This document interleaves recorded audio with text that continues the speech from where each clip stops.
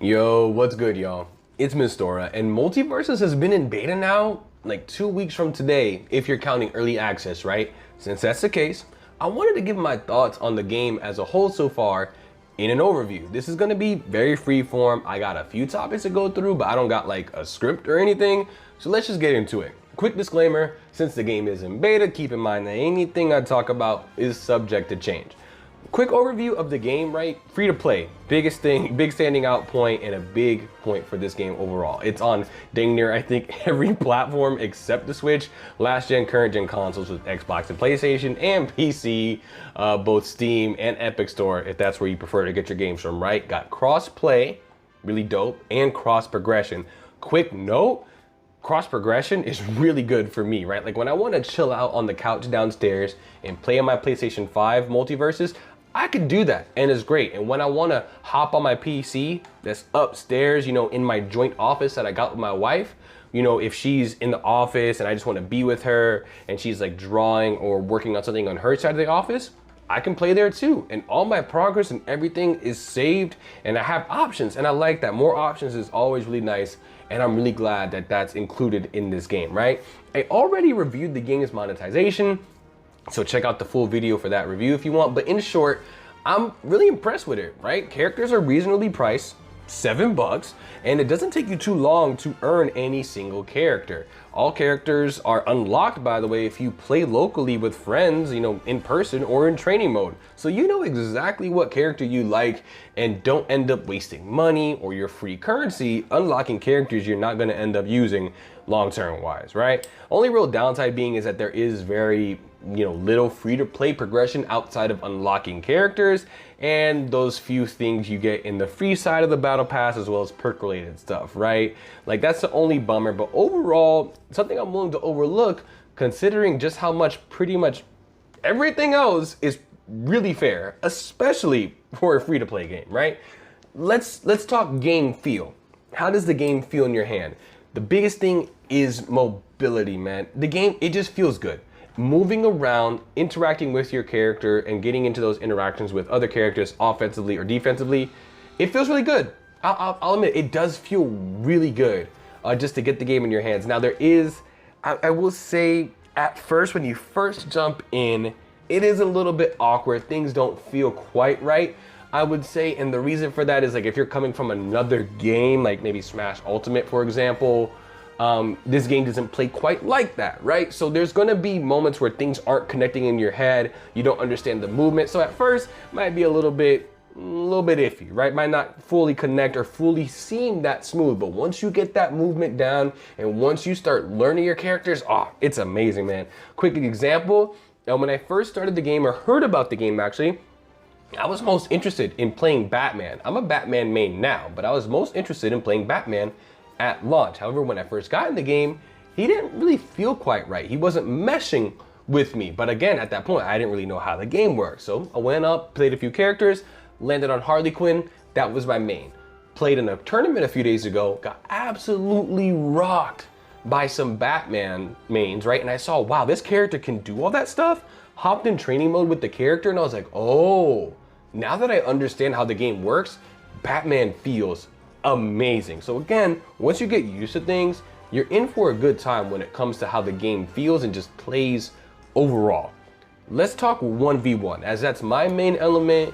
It's what I play the most. I personally have a lot of fun in 1v1. The game is not directly balanced for 1v1. Yes, that is apparent sometimes as you're playing when it comes to certain characters and what they're capable of.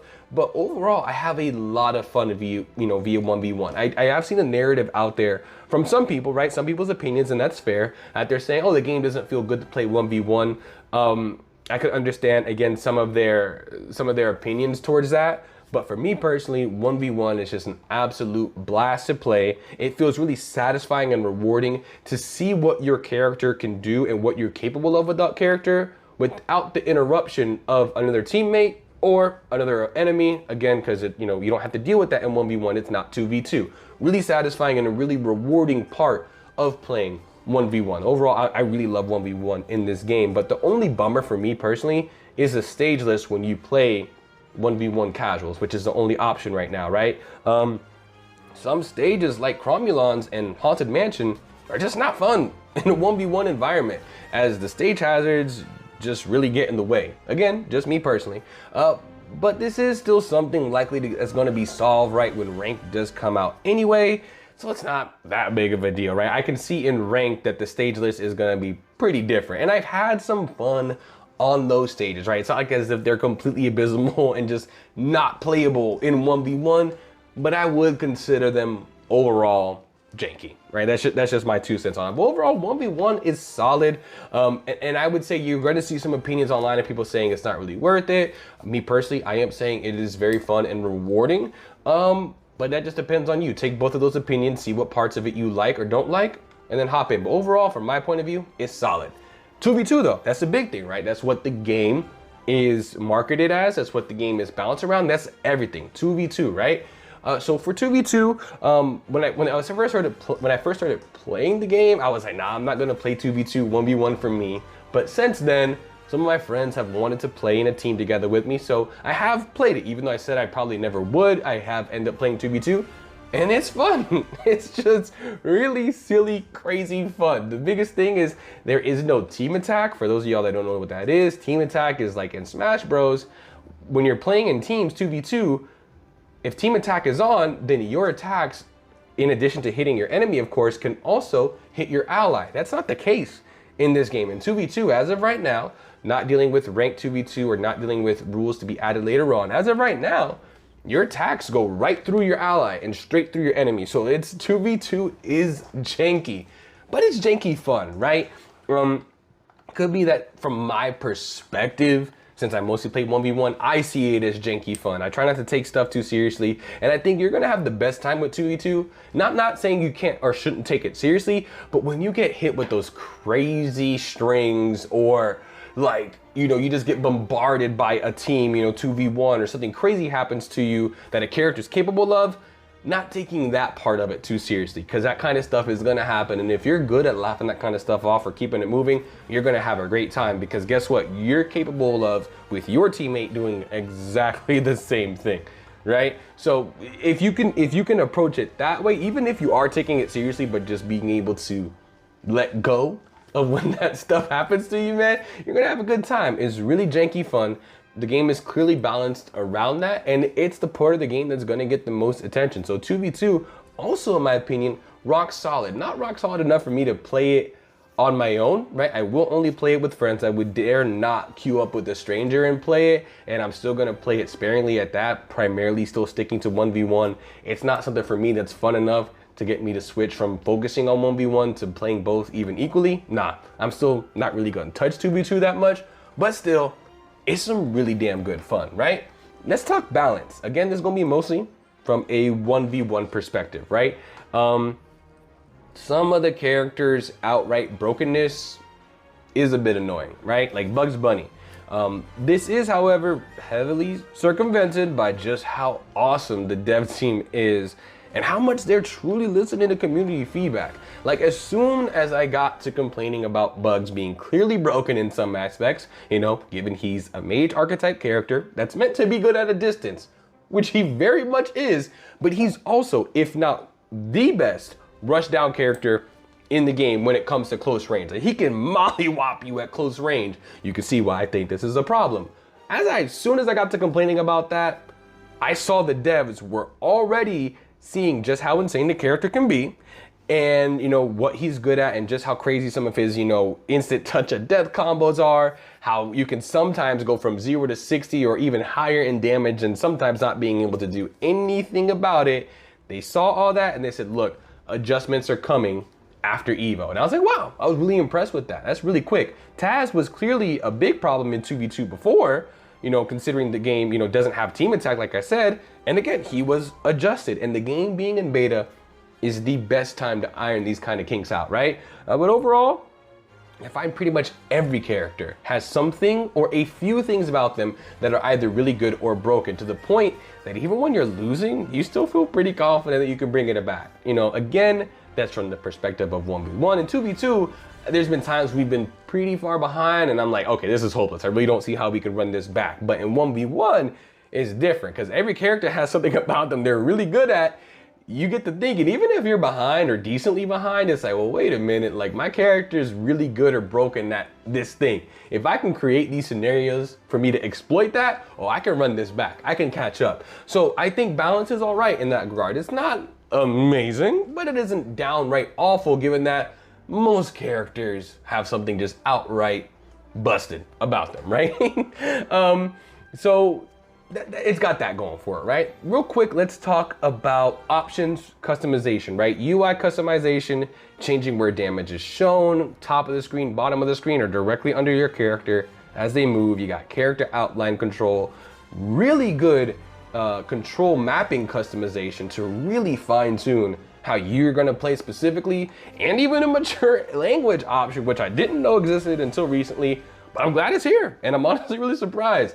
It's got a lot going for it in the settings department, man. A lot going. I don't want to try to compare it too much to Smash, but man, the customization here is really good compared to something like Smash Brothers. The only thing I can see that might suck, this is very niche, it's that if you are gonna compete in this game in offline events, the settings and UI that you're comfortable with and you like having at home probably isn't going to be the exact same as to what you're going to experience when you actually go out to these events.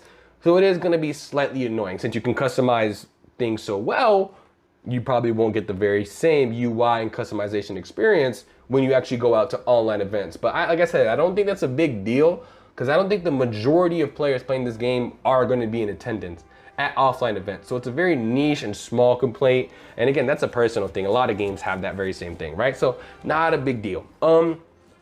Netcode. Netcode is amazing. That rollback is so good in this game, man. Listen, bad games, connectivity wise, are really rare for me, in my opinion. Like, I don't experience it that much at all. I do have good internet and I am connected via LAN, but still, I don't deal with other people having bad connections that often, right? Even when it says in that little connection status indicator in the top right corner, even when it says, oh, 2 out of 3 bars, bro, I can't tell at all most of the time. It plays fine. And they got to be commended for that, man. They got to be commended for the fact of just how good inputs and everything manages to go, especially in those 2v2 games. You got 4 players and everything's just working solid. It could be, like I said, I come from Smash Ultimate, so it could be, to me, this is holy and like insane just how good the netcode is. But maybe other fighting games are like, nah, this is pretty normal. Maybe I've dealt with Smash's bad netcode for so long. I'm like, you know, completely, you know, flabbergasted at this. But the netcode here is really good. Overall thoughts in my closing, man, this game is addicting. This game is really addicting. Sometimes I'm out or working out on other content or something like that, or I'll be in the gym and I'll just randomly in the back of my head be like, wait, I don't know why this thought will come up, but it'll come up, wait a minute, can my character do this move and confirm it into this move to help get kills? Oh, and like I'll randomly think of stuff like that and I'm not even thinking about the game. So the game is very addicting and it has a very strong presence in your mind, and overall, it's just really fun.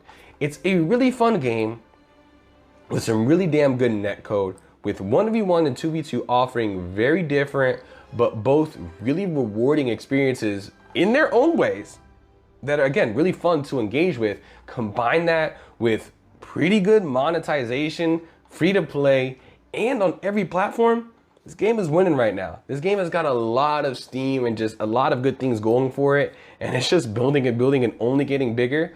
And honestly, if WB doesn't mess up, man, this game could be around for a while, and I see it doing really good things. Really good things. And since it's in beta, since all this is in a beta stage, I'm hopeful that it's really only gonna get better from here, right? So you got really good customization as well. I haven't even talked about that, but you got really good customization as well. You can customize your blast zones, announcers, there's character skins, and Smash does have 8 colors. But since this is more of a live service game, you run into eventually, for some characters, having well over 8 skins, right? So more customization in this game, potentially, and even as of right now, a little bit currently in some aspects, more than any other platform fighter, right? So this game gets really high marks for me. I'm not gonna give it a score or a review or anything like that, because again, this is an overview and this is in beta, but I will say that overall, as it stands right now, Multiversus is pretty amazing. Pretty amazing. Yeah, man, there's just a lot of good to say about this game, and there is some bad.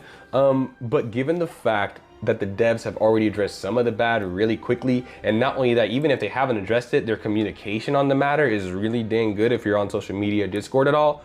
Man, I'm really excited to see where this game goes. I am really excited to see how this game develops, how its competitive scene turns out, how its player count turns out, and just overall what this means for fighting games as a whole.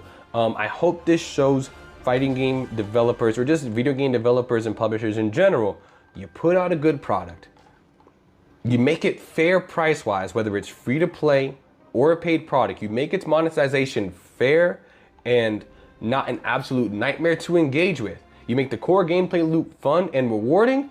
You got a winner to where both your players, yourself, and the shareholders that fund everything or whatever, everybody wins.